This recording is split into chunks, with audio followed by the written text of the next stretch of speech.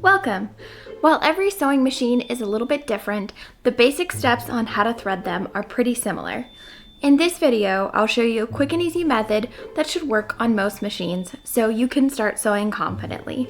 Now to thread the machine, the first thing you're going to do is grab your thread spool and put it right here on the spool pin. This is a spool pin.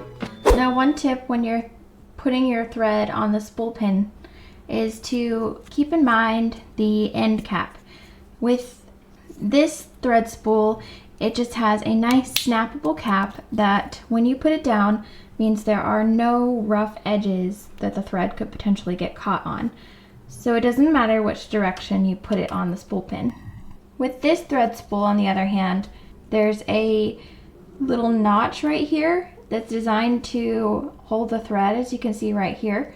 And with these kind of spools, you want to make sure that the notch goes towards the bottom of the thread spool so that the thread will not get caught on it when it is threaded this way. Alright, so you've got your spool of thread on your spool pin. Next, you're going to want to take a felt disc. This is just a very small circular piece of felt that goes right on top of the thread spool. Now you're just going to want to lay it up there gently. It's not super tight. The next item is the spool pin cap. I just want to put that right on the top there, right up to the felt disc, but it shouldn't be super tight. So let's take a closer look. So you don't want it to be like this. You want it to be a little bit loose so there's some space for the spool to spin. And this is just to keep it from flying off. Once you've gotten all that situated, you can lay it down flat and move it in the direction of your thread guides. Now once you have your thread spool, the felt disc, and the thread spool cap on the machine, take your thread and pull it in the direction of your thread guides. This first thread guide here, on my machine, you just put it right in there. It's got a little bit of a clasp to it, and that helps with the tension.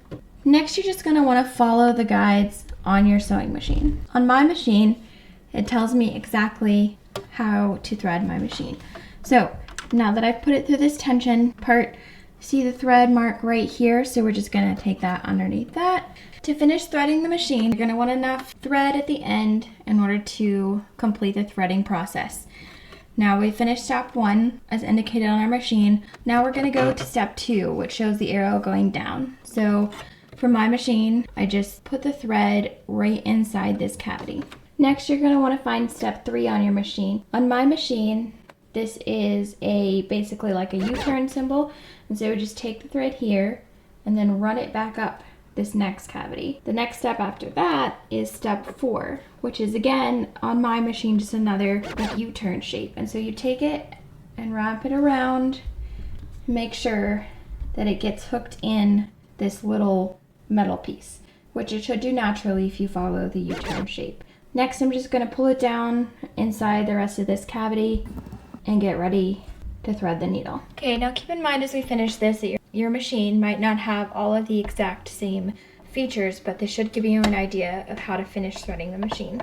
So now that the thread is down here, I'm just going to take it and wind it through, or I guess behind, this little piece right there now. Can you see that little piece? And so now the thread is tucked in here. Now I have an automatic needle threader, so to thread the needle, all I have to do is put it in through this little thing, and it does it for me. And then all I have to do is pull it out the other end. But if you don't have that, it's cool. You just do it the traditional way. And there you go.